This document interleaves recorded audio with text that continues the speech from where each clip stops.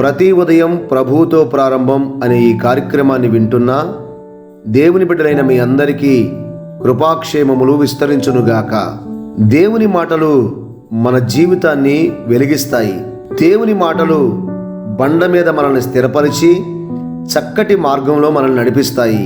కీర్తనా గ్రంథము 17వ అధ్యాయము 9వ వచనము చివరి భాగాన్ని చదువుదాము.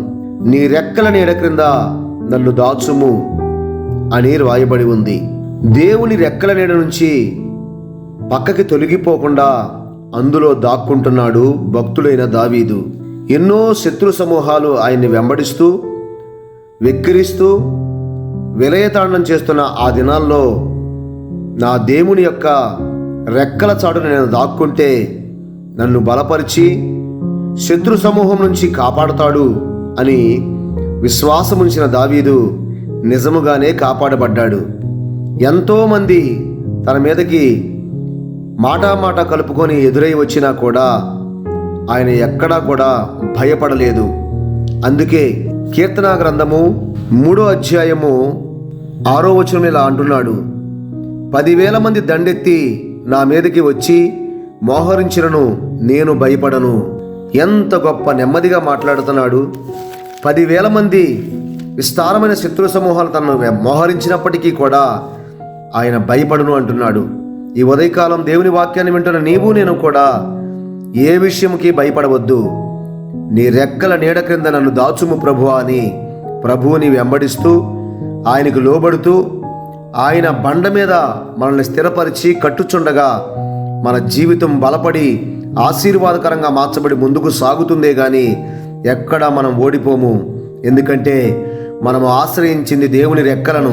దావీదు వలె దేవుని యందు విశ్వాసముంచి భయమును తొలగించుకొని 10,000 మంది నన్ను మోహరించినా నేను భయపడను అన్న మాటను జ్ఞాపకం చేసుకుంటూ ఈ ఉదయకాలం నీ గుండెల్లో నా గుండెల్లో ఎన్నో బాధలు ఉండొచ్చు, ఎన్నో సమస్యలు ఉండొచ్చు.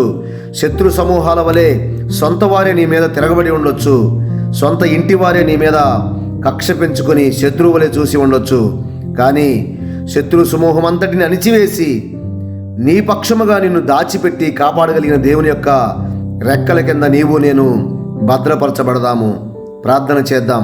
ప్రేమగల తండ్రి, దయగల ప్రభువా, నేను చుట్టూ ఉన్న పరిస్థితులను బట్టి కలవరపడను, కానీ నీ మీద ఆనుకొని నా మనస్సు నీ మీద పెట్టుకొని ఇక మీదట గొప్ప జయాన్ని నేను చూడబోతున్నాను. నాకు నువ్వు ఇచ్చే ఆశీర్వాదము దీవెన అనేకులకు ఆశ్రయముగా మారబోతుందని నేను నమ్ముచున్నాను.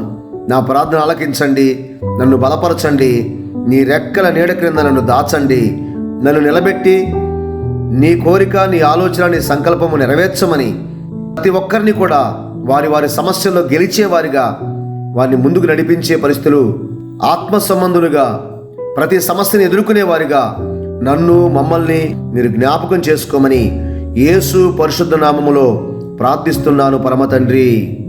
ఆమెన్. సమాధానకర్త అయిన దేవుడు శీఘ్రముగా మీ కాళ్ళ కింద శత్రు సమూహమును తొక్కించునుగాక.